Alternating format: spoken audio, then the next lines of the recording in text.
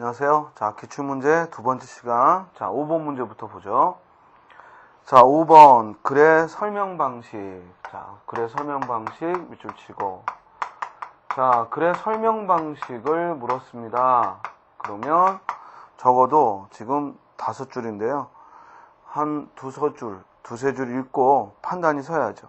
자, 여름방학을 맞이하는 학생들이 잊지 말아야 할 유의사항이 있다. 자, 방학을 맞아서 학생들이 잊지 말아야 할 유의사항이 있다 하고 그 뒤에 상한 음식이나 비위생적인 음식 먹지 않기, 또 물놀이를 할 때 먼저 준비운동을 하고 깊은 곳에 들어가지 않기. 자, 뭐 하고 있어요? 나열하고 있죠? 자, 이렇게 즉 유의사항을 나열해서 이야기를 했고, 이는 열거, 즉 나열했다라고 우리가 알 수 있고, 즉 예시한 거죠. 나열한 거, 열거한 거예요. 그럼 아래에서도 이와 같은 예시, 곧 열거의 방법을 찾으면 되겠죠. 1번, 이등변 삼각형이란 두 변의 길이가 같은 삼각형이다. 자, 뭐 한 거예요? 정의한 거죠. 이렇게 낱말의 개념을 말해주는 설명 방식을 정의라고 하죠. 2번, 그 친구는 평소에는 순한 양인데 한 번 고집을 피우면 황소 같아. 자, 비유했죠. 즉 그의 성격을 순한 양 그리고 황소에 비유했어요. 다음 3번, 나는 산강, 바다, 호수, 들판 등 우리 국토의 모든 것을 사랑한다. 자, 3번에서 즉 우리 국토의 모든 걸 사랑한다라고 하고 국토의 예를 쭉 나열했죠. 그래서 역시 열거의 방법을 썼고 답은 3번이죠. 4번, 잣나무는 소나무처럼 상록수며 추운 지방에서 자라는 침엽수다 그랬어요. 뭐 한 거예요? 비교한 거죠. 즉 여기 잣나무를 소나무에 비교해서 공통점으로 상록수고 침엽수다 하고 비교했습니다. 자, 그래서 글의 설명 방식으로 우리 앞에서 이론에서 독해 이론에서 우리가 시험에 나오면 뭐 한다고 그랬어? 이 설명 방식을 묻는다고 했어요. 앞에서 다 배웠던 걸 묻고 있습니다. 그래서 이 3번에는 예시, 즉 열거를 했고요. 따라서 정답은 3번. 자, 5번 문제 보죠. 품사를 잘못 밝힌 것은 그랬습니다. 6번 문제. 품사를 잘못 밝힌 것은. 자, 우리 품사 그러면 우리 국어에서 품사 하면은 몇 가지? 9가지로 준다고 그랬죠? 9가지. 명사, 대명사, 그리고 수사, 또 조사, 그리고 동사, 형용사, 그리고 주로 명사, 대명사, 수사를 꾸미는 관형사, 그리고 주로 동사, 형용사를 꾸미는 부사, 그리고 감탄사. 이렇게 9가지 중에 하나라고 했습니다. 자, 먼저 1번. 그는 하루에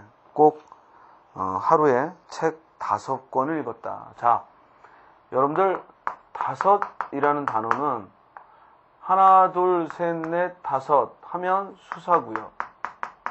또 한두, 셋, 넷, 5 이럴 때는 관형사죠.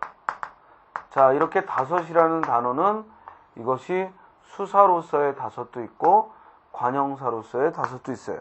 그러면 어떻게 구별한다고 했어요? 즉 바로 뒤에 뭐가 오느냐라는 것으로 구별해야죠. 수사라면 바로 뒤에 뭐야? 조사가 조사, 즉 격조사, 조사가 붙을 수 있고, 관형사라면 바로 뒤에 뭐가 온다? 명사가 와서, 즉 체언, 명사가 와서 즉 띄어쓰고 꾸며주게 되죠. 그러면 지금 여기 5 뒤에 뭐가 왔어? 권하는, 즉 5권하고 권하는 의존명사를 꾸며주고 있죠. 그러면 5은 품사가 뭐야? 관형사죠. 수관형사, 관형사가 되죠. 그런데 수사라고 써놨으니까 1번이 틀렸죠. 자, 이걸 잘해야 돼. 우리가 하나, 둘, 셋, 넷, 다섯. 수사예요. 반면에 한 권, 두 권, 세 권, 네 권, 한, 두, 세, 네, 다섯은 관형사가 되죠. 그러니까 하나, 둘, 셋, 넷까지는 수사와 한두, 세, 넷 관형사가 형태가 달라요. 그래서 구별이 그냥 바로 되는데, 그러나 다섯부터는 형태가 같단 말이야. 형태가 같은데 이게 품사가 관형사인지 수사인지 구별하려면 뭘 본다? 뒤에 오는 말이 조사가 와서 수사인지 아니면 명사가 와서 이를 꾸며주는 관형사인지 구별을 해야죠. 자, 2번. 나도 좋은 시를 많이 읽고 싶다. 자, 우리 읽고 싶다 하면은 이때 싶다는 보조용언이죠. 그리고 앞에 오는 건 본용언이고요. 자, 본용언과 보조용언은 단어는 둘인데 서술어는 하나라고 했습니다. 단어는 둘인데 서술어는 하나. 자, 품사는 각각 본용어는 본용어대로, 보조용어는 보조용어대로 판단하면 되는데 결국 용언이니까 동사 아니면 형용사인데 동사에는 뭐야? 현재형 니은다가 붙을 수 있고 형용사에는 붙을 수 없다라는 성질을 이용하자라고 했고 여기 뭐뭐 하고 싶다 할 때 싶다는 대표적인 보조 형용사죠. 물론 앞에 오는 건 뭐예요? 읽다, 동사죠. 그래서 앞은 동사, 뒤는 보조 형용사. 그래서 형용사 맞고요. 3번. 학교에서 재미있는 노래를 배웠어요. 자, 배웠어요 할 때 우리 앞에서 공부했죠? 지금 기출문제 풀면서 우리가 제대로 공부했는지 안 했는지 여러분들이 확인할 수 있어야 돼요. 자, 배웠어 하고 이미 말 끝났잖아요. 그런데 여기에 요를 쓴다면 요건 뭐라고요? 보조사. 즉 높임을 표현하는 보조사다 그랬어요. 기억납니까? 그래서 즉 이때 요는 이게 없으면 낮춤, 요가 들어가면 높임. 따라서 보조사죠. 반면에 오는 뭐라고 그랬어요? 가시오. 오는 뭐라고 그랬어요? 요건 종결 어미고요. 그죠? 그래서 요는 조사, 보조사죠. 4번 정치, 경제 및 문화 할 때 이렇게 우리 두 단어를 이어주는 A 및 B, A 겸 B, A 대 B, A 또는 B, A 내지 B. 자, 이것들은 모두 앞뒤에 두 단어를 이어주는 접속부사죠. 접속부사. 그래서 부사로서 띄어쓰기에서 오히려 시험에 유의하자라는 얘기를 했습니다. 따라서 6번의 정답은 1번이죠. 자, 7번으로 갑니다. 다음 국어사전의 정보를 참고할 때 접두사 군의 의미가 다른 것은, 자, 우리 군이라는 말이 접두사로서 사용이 되면은 우리 군하고 군소리 또 뭐 군것질 또 군식구 이렇게 접두사로서 군이 쓰이는데 문제는 이 군의 뜻이 두 가지가 있다는 거죠. 하나는 쓸데없는 이라는 뜻을 더하는지 또 하나는 덧붙은 이라는 말을 갖는지. 그러면 여러분들이 낱말에서 이제 확인을 해봐야 되는데 1번 그녀는 신혼살림에 군 식구가 끼는 것을 원치 않았다. 그럼 이때 군 식구는 본래 식구에 다른 식구가 더하는 거니까 1번 쓸데없는 이야 2번 가외로 더한 이라는 뜻이에요. 가외로 더한 이라는 두 번째의 뜻이죠. 군 식구 하면 가외로 더한 식구를 말해요. 자, 그러면 이제 2번에 지면 깨끗이 군말하지 않기로 합시다. 이때 군말은 쓸데없는 소리 하지 마라. 즉 이때 군말 하면은 쓸데없는 이라는 뜻이죠. 쓸데없는 소리 하지 마라.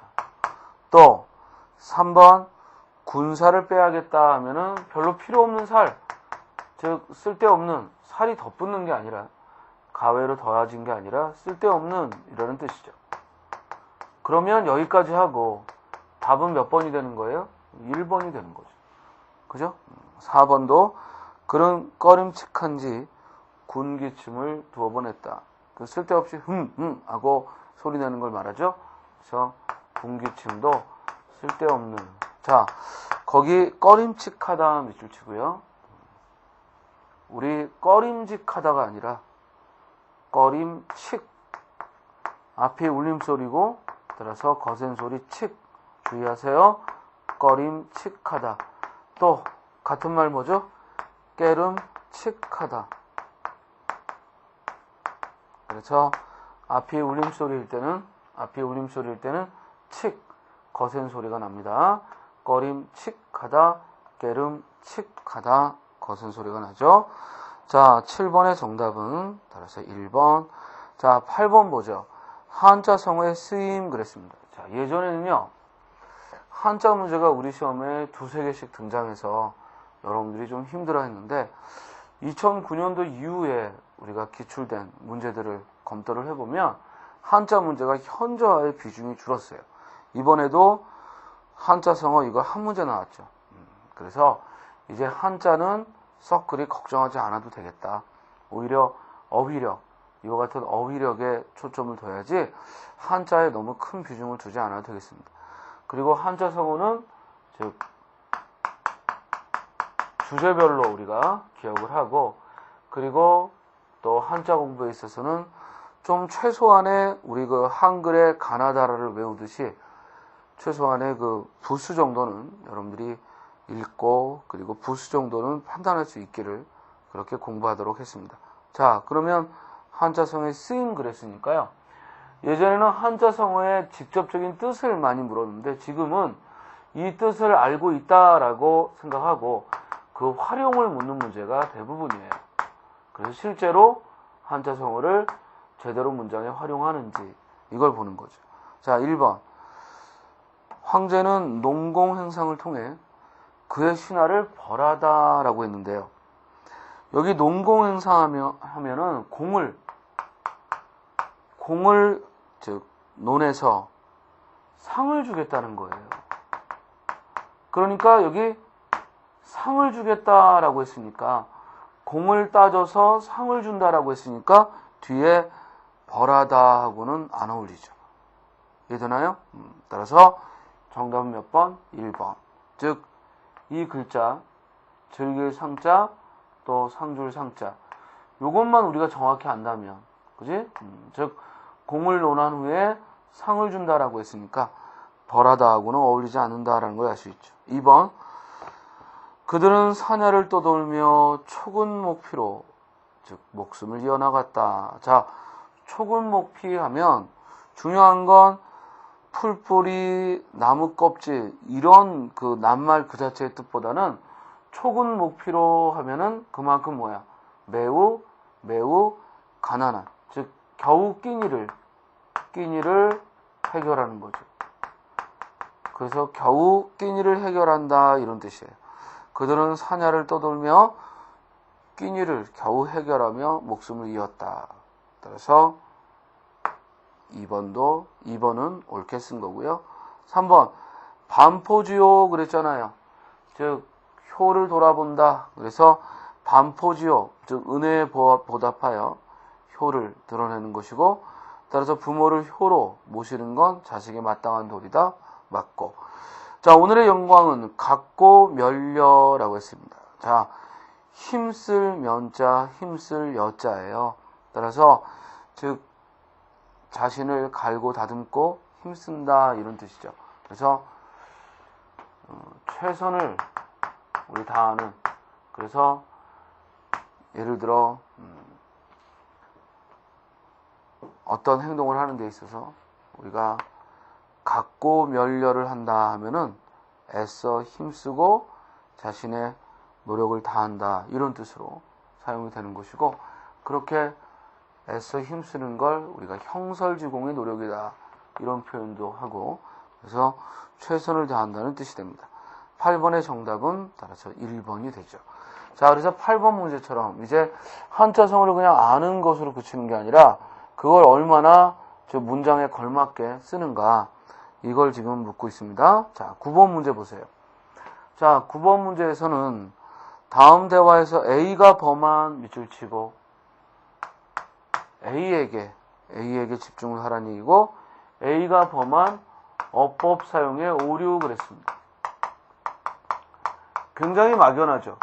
우리가 어법에 오류했을 때 이 어법에는 피동, 사동, 높임, 시제, 그리고 심지어 뭐야? 즉 올바른 어휘의 사용까지, 이게 모두 넓은 의미로 어법 사용의 그런 주의할 요소인데, 자, 이 중 무엇을 범했느냐 그랬어요. 주의할 건 A가 범하고 있는 문제점을 찾으라 했습니다. 여보세요. 자, 지금 안 계시는데요. 지금 수업 중이십니다.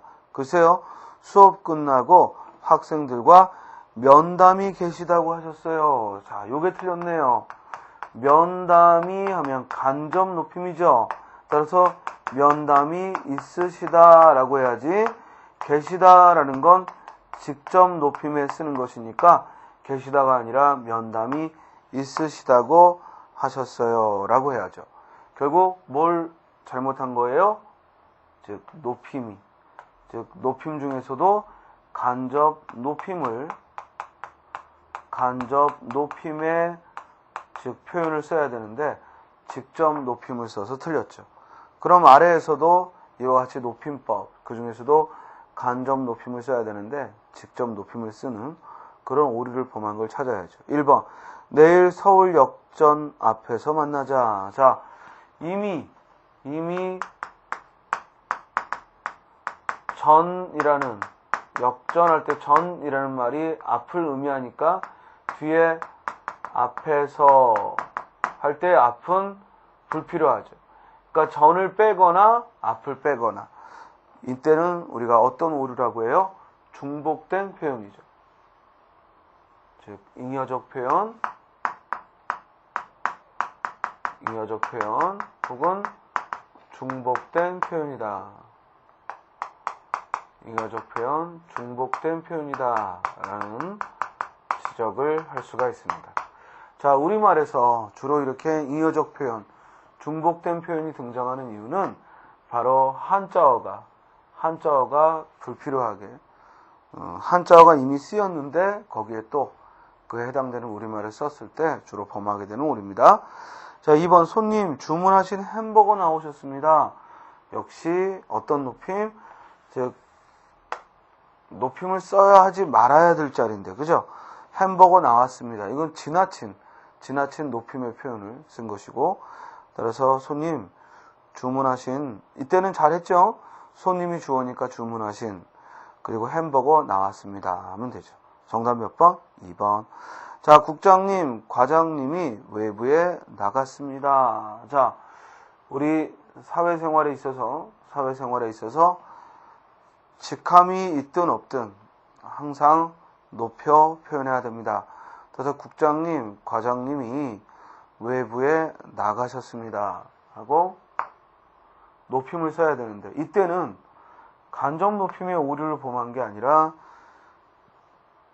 얘도 높임을 잘못했지만 직접 높임에, 직장에서는 압존법을 적용하지 않고, 우리 언어 예절에 보면 직장에서는 압존법을 적용하지 않고요, 항상 높여 표현해야 합니다.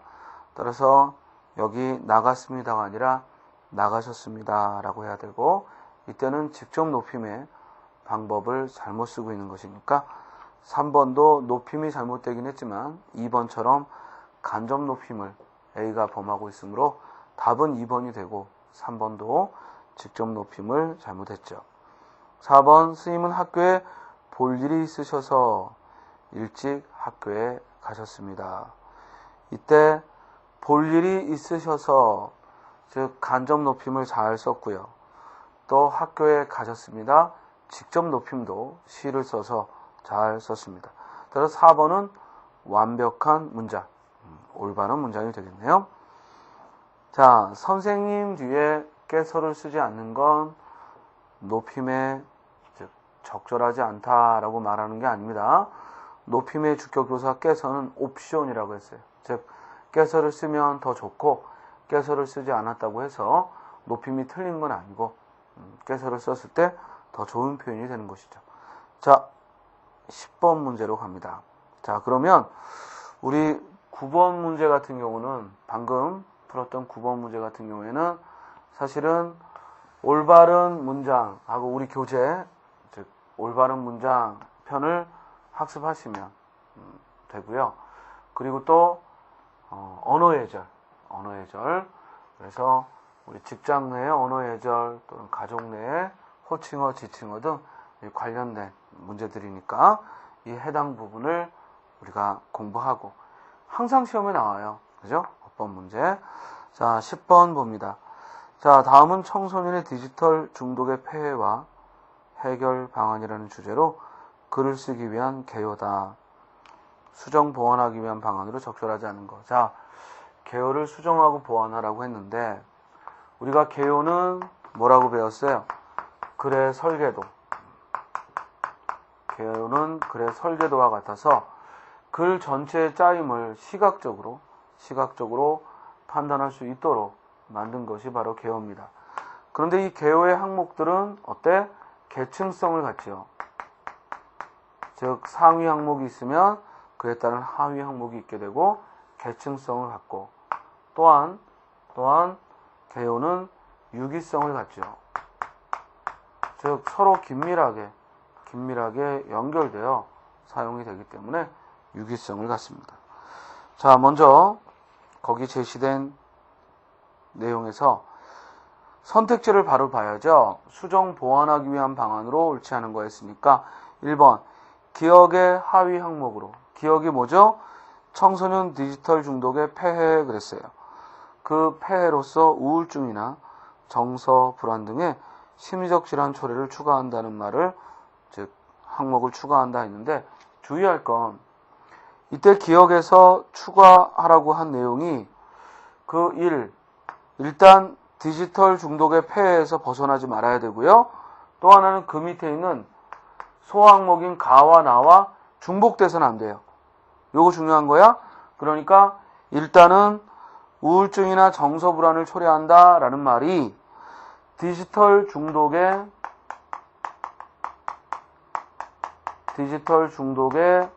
폐해인지